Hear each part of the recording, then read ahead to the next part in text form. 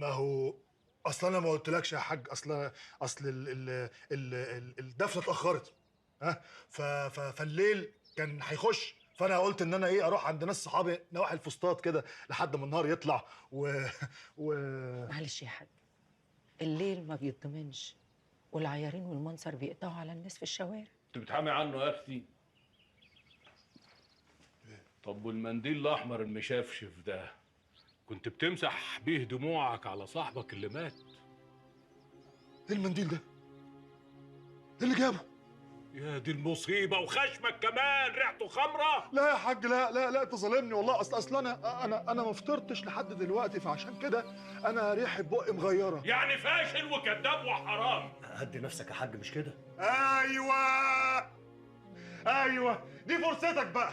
اي شد ما بيني وبين الحاج تقوم داخل على طول زي الحيه ام جلد ناعم عشان تبان قدام البيت كله ان انت اللي خايف عليهم. اما انا انت اللي فيك كل العبر وعويه. بس يا جماعه، صوتكم عالي الناس تسمعنا. ما هو اللي عنده عيال زي العيال دول لازم سيرته تبقى على كل لسان، ولازم تبقى صلحته بجلاجل. اخوك امبارح بيتصدر لعيارين واقف في وشهم، وانت بدل ما تبقى في ظهره بتسرق الدكانه وفلوسي ومالي وتروح تصرفها على السكر والصرمحه. ارادي يابا، انا ما سرقتش حاجه، واللي قال لك كده كداب. سعد ما بيكدبش يا سالم، انت رحت المحل وانا مش موجود، حتى بالاماره بعته يجيب لك حاجه. هي وصلت لحد كده؟ تصدقوا سعد المربطون وتكذبوني انا؟ ايه يا اخوانا، ايه الزعيق ده؟ في ايه يابا؟ في ايه ياما بتزعقوا ليه على الصبح؟ انت كمان لسه صاحي يا اخويا؟ يا فرحتي بيكم انتوا الجوز.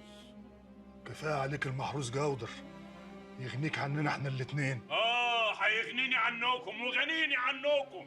كفايه انه شايل الدكانه كلها على كتافه واخد باله من مال ابوه، لكن انا لو كنت اعتمدت عليكم كانت خرب بيتي من سنين. صح يابا. هيتخرب طول ما انت معتمد على المحروس جودر. اخرس ولا كلمه. انت ايه يا اخي؟ ده السم تحت اللسان. هو عدوك؟ ولا انتوا فاكرين بقى ان الدرس هيسكت على عمل الشجاع في رجالته؟